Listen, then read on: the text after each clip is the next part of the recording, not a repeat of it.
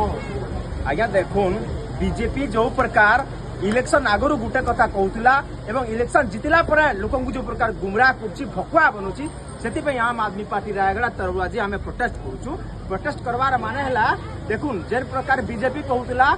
प्रत्येक बुढ़ा बुढ़ी मान को 3000 टंका भत्ता दिया प्रत्येक 2 वर्ष 50,000 लाखा प्रत्येक माँ मान को सुभद्रा योजना माध्यम दिया एवं चिटफंड जो पैसा सरकार आसिला मात्र 24 घंटा भितर दि जाए जो कहूला एवं अनेक बाधा करथिला एवं सेठू वर्तमान जो मुकरुची एवं लोक को गुमराह करुची एवं आदानी अंबानी को जो पूरा ओडिशा खଣି खदान बिकी चली से आम आदमी पार्टी ओडिशा आम आदमी पार्टी तरफ रायगड़ा आम आदमी पार्टी तरफ आम जिलापाल माध्यम रे मुख्यमंत्री को राज्यपाल को दायित्व देवा लगे एवं आपन देखिथिबे जो प्रकार बीजेडी 25 वर्ष लुटी ओडिशा को बीजेपी 10 मास भीतर लुटी पूरा जदि बीजेपी जो आम आदमी जो जो